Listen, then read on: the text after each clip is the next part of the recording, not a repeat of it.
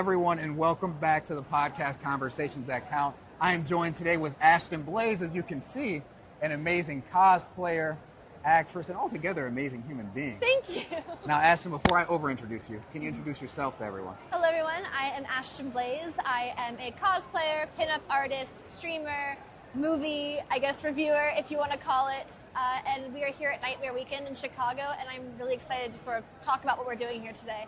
Hell yeah. Before we even start talking about what we're here today for, can you tell me how you got here? Where did you start, and how did you arrive? So it's interesting. I started working in political media when I was still in college, and I really wanted to make a difference in regards to with the views that I guess I was sort of raised by. Sure. And I started out working in conservative media, only to find out that didn't necessarily align with who I was as a person. And so I tried, well, maybe I'll work in liberal media as well. And it turns out that they both kind of did the same dynamic. They worked the same way. It was really about sort of selling ideas that were meant to influence and control. And I felt like this was really inauthentic. And so I decided to just leave. It was during, 2020, during the lockdowns, when everyone was kind of just like going back home. Everyone was kind of lost, too. Yeah, everyone was kind of lost. And so I thought, okay, I got a job offer working in marketing for a startup company. And startup tech company, I think you Startup tech company, yeah. Okay. And their main focus was crypto. And that completely fell through. The company ended up losing a lot of money. Again, it was during COVID, during lockdown. Their entire balance was on crypto. So I was sitting there in Miami, and I'm like, well, I really don't like Miami at all because I feel like the city's inauthentic. So I moved to Orlando, started surrounding myself with people who I feel like genuinely cared about me. It wasn't about, certain, reading off a prompt of what you wanted to convince people to believe. And I went to MegaCon, which is the local big convention in Orlando. I was like, wow, I really think this is cool. This is all the stuff that I think I really found a lot of joy in as a kid.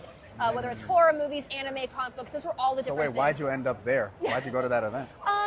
It was something my friend was going to because it was just something to do. And I thought it was really a cool idea to go to because, again, I was already into that stuff. It wasn't something I had made a job out of. It was something I found interest in. I was introduced to the world of horror at a very young age. I think I was about 4 or 5 years old. And I also played a lot of D&D when I was in high school. I really liked anime at the time. And so I went to this convention. I thought, wait, I could still be into this stuff. You don't have to grow out of this kind of thing. There's plenty of adults here who are enjoying it. Yeah. And I think I spent most of my 20s trying really hard to be the perfect adult, get a job in politics, do that kind of thing. And I thought, well, let me just try to do cosplay. I still had a regular day-to-day job, doing different freelancing type things involving media editing, video editing, and things like that. But I decided that's kind of perfect for what you were doing too. Yeah. Because you transitioned into creating content, you're already making it for other people. Exactly. And so I started doing cosplay just as something to have fun with. The next thing I know was well, I can make this, I can make this, I can make this. And I started to build a portfolio. I had companies, different conventions reach out to me to guest at their convention. I started making videos on how I was making different cosplays. I learned to sew. I learned to do different foam work. And I was really starting to expand my skills. And to the point where I started to actually make a living off of it. I was like, wait a minute, this is something that actually brings me genuine joy. It involves all the different things that make me happy, and I don't have to make sacrifices against it. And I think that's what really brought me sort of the spark in me that I can start telling people, hey, you don't have to comply to something just because you were told to get a degree in, I know so many people who got a degree when they were in college and they barely used a degree, or it's something they don't have no interest in. But there was this sort of pressure from older generations to this is how you get the job you want, the life you want. To fit a mold. And none of them are happy doing that because they were sort of instructed to be a completely different person. Whereas now I get to be exactly who I am and the things that I enjoy and do well with it. And I think that's really important that you can tell other people they can do that as well. Man, that's really cool. What are some of the ways you feel like you go about sharing that with the community now? How do you voice that? Well, attending conventions like these and sort of encouraging people. I get to do a lot of the different cosplay contests here, and a lot of people are starting. I heard you're going to be a judge here too, right? Yeah, I'm going to be a judge tonight with Ashton and Astra. All these A's, I love it. Yeah. And I'm really excited to sort of just encourage people to keep doing what they're doing and to find joy. And if you don't make a career in something, it doesn't mean you have to give it up. I really don't like the idea that you have to just focus on something that's, I guess, a status quo thing. If something brings you joy, that is something that you should still do and make you happy with. And For sure. I think one of the greatest lessons I've learned from sort of, I guess, my growth in my 20s is that you don't have to fit a certain mold that people expect you to be, and you shouldn't give up the things that make you happy. I like that. Yeah. How was it when you first made that transition, right? Because I mean, I would argue based on everything you told me and everything I read, you were pretty successful with the work you were doing. I mean, you had gotten enough of a reputation for yourself. You could even do freelance work, cover your expenses. Yeah. Was it like, what was it like telling everyone around you, like, hey, I'm going to venture off into something new and I'm going to challenge myself in a way you don't expect? There was a lot of negativity because, again, I went from doing political work that is very different from who I am now. Very dry. I think I wasn't even really into adulthood just yet when I started that career. So I had built sort of an image of like this all-American conservative darling, which is very different from who I am now. Very different beliefs, very different viewpoints on the world. Sure. And so a lot of people that I had surrounded myself prior to that were very upset. They said, well, this is a very, dressing up on Halloween is a very childish thing. Yeah. Being into comics is a very childish thing, which isn't necessarily true because if you look around you, exactly. If you look around, a lot of the people who are once kids grow up and they never actually lose that joy or love for something. And I guarantee the people who are making those comments are the exact same way. They were just upset that a lot of who I am changed. And when you are a public persona, people don't want you to change. They want to keep you into this exact image that they've built for you. Especially when they imagined you were like the perfect American sweetheart. Exactly. Then you're like, no, I want to do this. It wasn't necessarily an image that I wanted for myself, but an image that was kind of placed on me.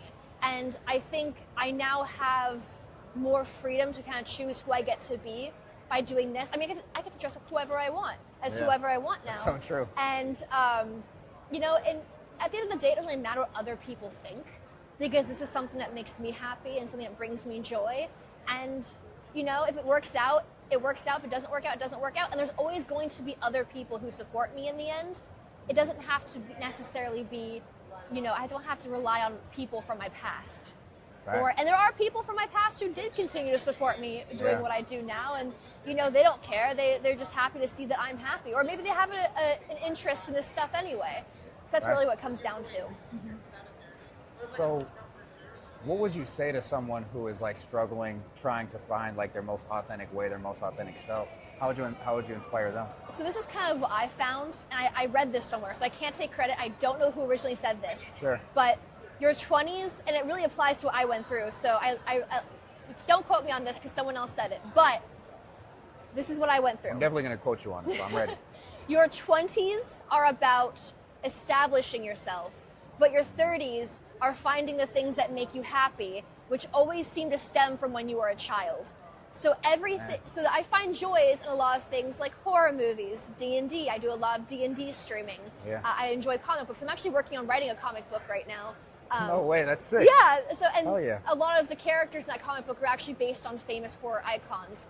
Okay. So I'm finding a lot of joy in a lot of things that really reflect who I am now, based on things that made me happy as a teenager, as a child. And I think the things that we loved when we were kids never actually leave us. I think we're more so instructed to leave those things behind because we have to grow up. But the truth is, you can grow up and still enjoy something from your childhood.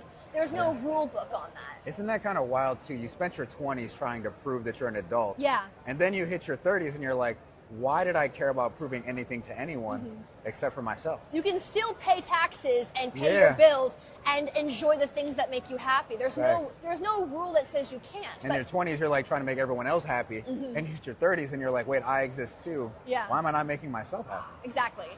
And you when you made that decision, you were like, man, I spent all my 20s establishing myself, doing everything that everyone said was right. Doing something that made me miserable and getting nothing out of it. And now I get to just be happy with myself, my authentic self, and doing what I love. And I think that's something that's really important too, is that you can pay the bills and pay your taxes, but still find something that makes you happy. And it doesn't have to necessarily be I think it comes from, there's this sort of what's considered normal. Oh, it's normal for adults to go to baseball games and to and I'm trying to think of more go fishing and hunting and things like that.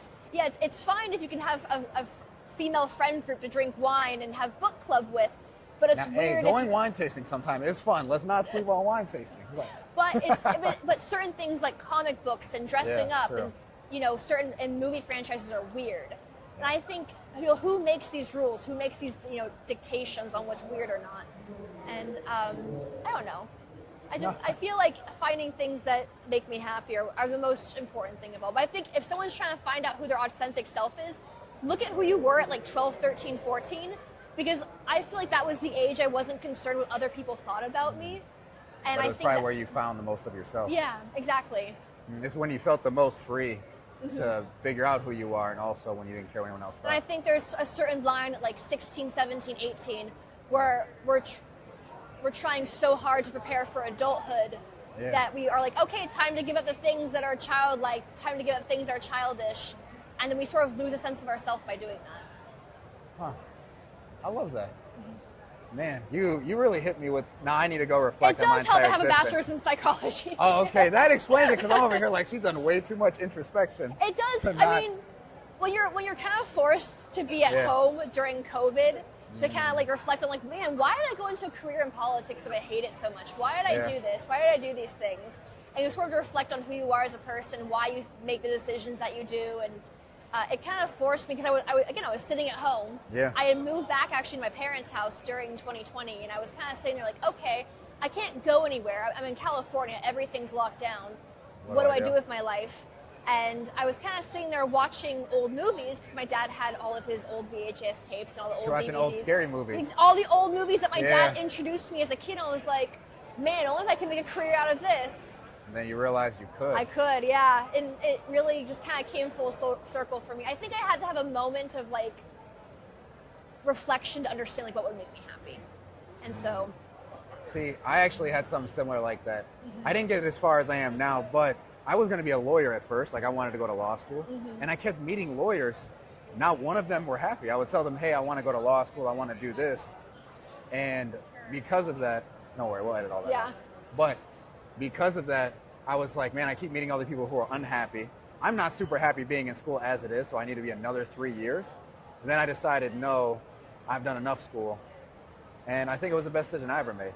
So, this has been really amazing. Thank you. I've enjoyed getting to know you now. Before we wrap up, is there anything you want people to know, want to share with them, keep an eye out for? I am working on a comic book series if anyone's interested in Maybe even a checking that out. podcast, I heard too. I am considering starting a horror movie podcast to sort of talk about all the different movies that inspired me as a kid and kind of inspire what I do now. I also do a lot of cosplay work on my Instagram page as well as my Twitter. Oh, yeah? But I guess like the most important thing I can probably tell someone is that if there's something that brought you joy and that you really want to get back into, just do it. Don't think about like what other people might think. Don't think about like how, oh man, is this going to be too weird? Is it going to be too cringy? Just do it. And you can still have your day-to-day job and do something you care about. You can still pay your bills and pay your taxes and do all the important adult things that you have to do. I still have a day-to-day job that I have alongside of this. We all have to. We're all adults. We all grow up. But being an adult doesn't mean giving up things that make you happy. And I think that's the most important thing that someone can learn from this. Hell yeah. I love that. Well, with that being said, what we also do every episode, we leave everyone with a challenge. Oh. So we're going to challenge everyone based on everything you talked about. Okay. To do something this week that will improve their life. Now, I'm going to come up with a challenge. If you think there's a better challenge or a better way to do it, stop me and say, no, David, we need to do it like this. So everyone, what the challenge is going to be, because I'm very inspired by everything Ashton has shown me. And it's like, it's almost been hard to talk because I'm like, man, I want to be more authentic. So what I want everyone to do, I want you to write one journal entry. I don't care if you do journal, don't journal, it doesn't matter to me. I want you to, even if it's just one piece of paper, write down the thing that you loved the most when you were 13 years old. Think back to when you first became a teenager, what made you the happiest, what you enjoyed doing, and ask yourself, if I were to do that today, regardless of what anyone else thought about me, would I enjoy it or would I hate it? That's all I want you to do this week. It's going to be a very simple challenge. What do you think about that? I think it's a perfect idea. It's perfect? I think that could like really change a lot of people's perspective on like who they want to be. Absolutely. Oh yeah, because I'm going to be doing it. That's why I'm recommending it to everyone else. And make sure you check out Ashton. I'm going to leave everything about her in the description. Every channel she's on, everything she's doing. And let's go out there. Remember, follow us on Apple, Spotify, YouTube. Let's go out there. Let's win. Let's have some fun. And let's dominate. Ashton, You've been absolutely amazing. Thank you so you. much for this. Thank you all. Oh, yeah.